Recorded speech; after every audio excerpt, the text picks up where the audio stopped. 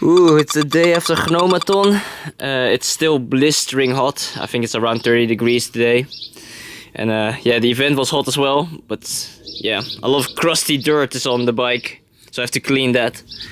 I still have a little pieces of Limburg. Yep. Oh, yeah. That's a piece of Limburg.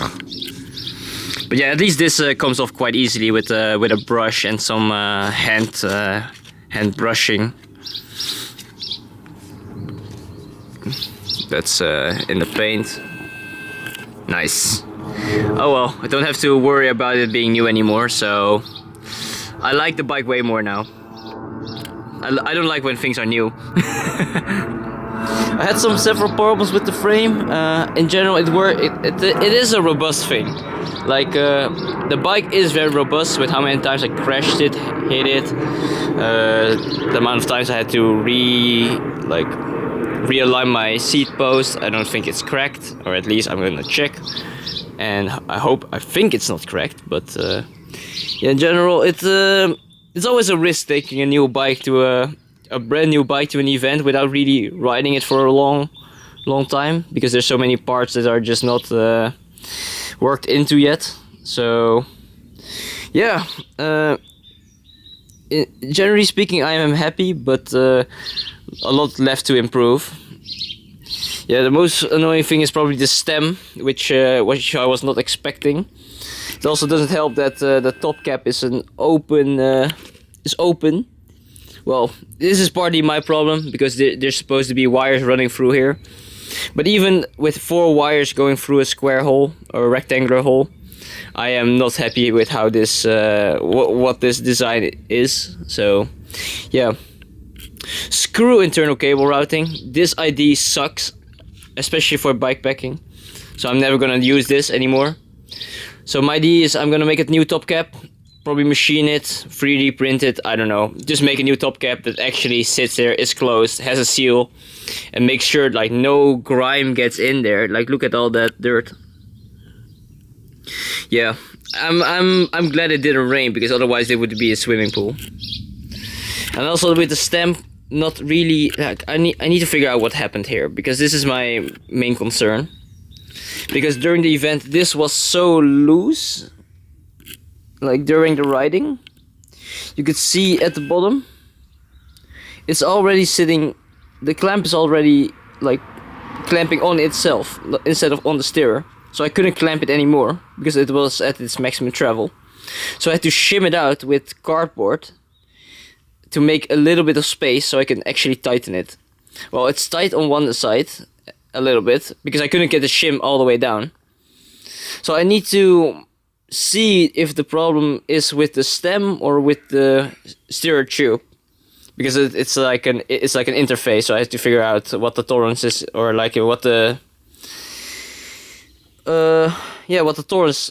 tolerance is in between those two. So yeah, could be either one of two or both. I don't know. We'll see. And also check if it's not damaged, because riding on it off-road for 500 kilometers on basically gravel and mountain bike tracks, I can assume that's not healthy for this thing. So we'll see. Maybe I crack the fork.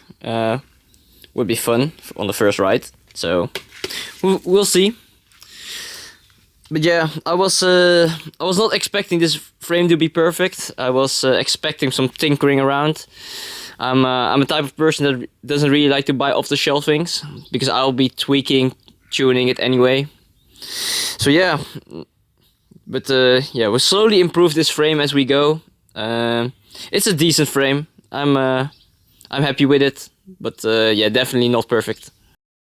Keep it at that. What do you mean it was new? Well, I took it off-road for a race. Yeah, like it's just 3 days of riding bikes. On what the hell you're riding? This is so slam this isn't that low. Yeah, I know. Setup with a 2x in the front. I don't think this has been done before. I don't think. Like, I think anyone would consider doing this on their like this has been done before. Like the shifter with the converter. Yes. So yeah, maximum capacity should be able to fit a 51 tooth. Okay, 1051. So this thing is designed for one by setup, which is 1151. Yes, because Setup is probably the cheapest way to get mullet. What hasn't been done before is combining it with the 2x in the front. It is possible, let's just say it like that. But there are some caveats. So I'm gonna show you. Oh, don't mind that. So it shifts. Like the those sounds are. yeah, it's because of this. Because Okay. this is the barrel adjuster. Under like extra tension on the. Yeah. That's why I need the actual barrel adjuster. But yeah. Oh, so it's I could lay them out. Good. thank you very much. Because Nice. you could actually put it into better use than me. I would never. So why would somebody design this? Like they had you. They just Yeah, design for yeah. medium and then they Yeah, scale it yeah, out yeah. and Like they should hope for the black. standard is like around 54 centimeters. Yeah, I think they use that as a design and they just Yes. scale it up or down Yeah, yeah, yeah. depending on that. I knew this frame wouldn't be perfect. I didn't really care that much because I was gonna do weird shit to it anyway. So let's get back to topic. So Do this. Does it go to the big? Yeah, it goes. it goes big. Like look at that cross chain. Look at that cross. Okay. Now the big question is. You're gonna. Exactly. So that's the problem now because if I do this, Yes. it doesn't like if it goes down, you can see in the back. Yes. The W. Yeah, the upper pulley wheel is hitting the cassette. Yes. It's, Okay. It's not a lot. Okay. Okay. So, but the problem is we can optimize it for this, but then Either this setup on the small chainrings or on the big chain. exactly that's the problem you have because the problem is beat tension position because that determines like the jockey wheel position. Yes. If you figure a way to have like a dynamic beat tension, like a way to dynamically change the beat tension, then you can make this work with a 2x in the front. But if we find a way to, like, Pull the whole thing. yes, exactly. Like, Oh my god. trust me. So it should sit something like that. Not too much. The only scenario where you can't use this is when it's small. Because then you have way too much chain, right? This is too much chain. If you're riding in this setup, you deserve to crash. Right? Right? If you cross chain small, you deserve to crash. Because this is the same as doing this. I would say that. And also shifting it helps a lot. Yeah. But it's only for these last 4, I would say. Like it matters so much more. So yeah, this like it's only for a specific scenario where you have to engage this. It works surprisingly well. But that's why we need like a third actuator. It's only for when I go into the 5011. A better result with a small cassette. No, but it's about having 1151. I probably can get away with like a 42 cassette. Like I can probably write 42 cassettes for the entire event. But that's not innovation, my friend. I want that 51 tooth. I don't care. Probably offer enough range for every event on this. Yeah, but don't you want to go downhill 60 kilometers an hour and still be able to pedal? If you have a 46 in front and a 10 in back, it is comparable to 50 to 11.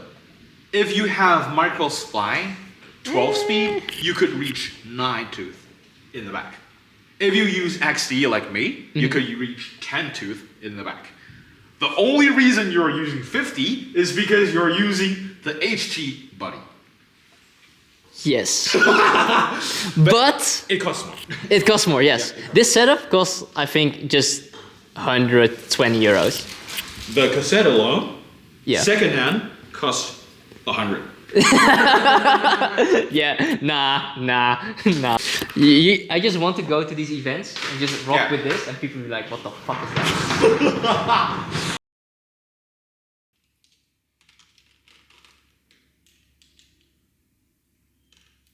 It's just in the name of having fun. I really appreciate the mindset that you don't always aim for what's it called, like the sufficient? No, it's The most practical, efficient run. No, it's like aiming for results. Because I thought like for myself, I would plan a race only if Okay. I see points of winning something, or at least I think I'm. I think with these ultra races, it's because it's so long, and the amount of people that scratch is so high, that even just finishing one is already an achievement. And now it's more because you're not really racing against, like most people are not racing against each other. Yeah, They're kind of like doing it for themselves. yes. Because I mean, there are few people who actually race these, and these people are like absolutely insane. But like for most people who are just normal people, I think finishing a challenge like this is kind of already a milestone. And now it's just a case of how we're gonna finish it. Like with this, with a lot of tinkering. I mean, I can already imagine if I finish this, with it not breaking at all, I would be over the moon. Okay. Like if this would work with no problems, even if if there is a little problem, I can fix it. I will be so happy, like insanely. But even if I have to scratch because of this, I can at least laugh that I did it to myself. Okay. Yes. Right? It's just like different mindset. Because it's just like so. Isn't it fun to like if people if you just come up with something new and people are like, what the fuck is that? And there is at least some thought that has gone behind it, and it kind of works. Even if it like works maybe like 50% of the time or not at all, like I mean it's just fun to try new things out, right? Something different, something crazy. Yeah, but okay. I must admit, like trying out these things are fun. But only if they are not affecting my performance. Because if the equipment is the reason that. But I what could if there's not, like an opportunity for you to gain performance? If you could gain performance from doing this. I mean, I'm not breaking my bike with the intention of, like, because in my mind, if I go the regular mullet setup with a 32 in the front and a 1151 in the back, right? I would have no high gear. Yeah. I would not be able to pedal when I'm going downhill. I'm going 40 kilometers an hour. I can hardly pedal that thing. Or if I'm on the flats, having a big chainring in the front and basically having a road bike setup like this, having some road gears, I can actually pedal harder. Yeah. I would say. So I would say there's some merit to it. Like if this works, it's actually a gain. Of course, if it doesn't work, it's shit. But I would say less than 1/10 of the track could allow you to pedal on 50. Yeah. So practically, you might get deficit over merit by doing this. But it's fun. yeah. Then the whole purpose, like the only purpose of doing the whole thing, doing this irrational modification, crazy modification to the bike, is for fun. Yeah. And I really appreciate. I think with the Ultra, you're just going so long. Like even if you have a mechanical, you have a puncture, it's never over. It's never over. Because it's such a small time of the time you spend on the bike. You're riding 16 hours a day. Like something is bound to be. You're either gonna get a puncture, you're gonna break something, you're gonna break a chain, you have to fix something. Like happens, and sometimes you have to backtrack. But the thing about Ultra is you just have to keep going. It doesn't matter how slow you fucking are. Because if you're like the difference between someone who goes like 25 and 30 kilometers an hour is 5 kilometers an hour. Yeah. But the difference Yeah, between someone that goes like zero, stopping and 25 is 25. yeah, if 0 and 20 is 20 kilometer difference. So you just never stop. So that's kind of like the mentality you have to have with Ultra. I think that's the fun part as well. And I think that's what attracts so many people.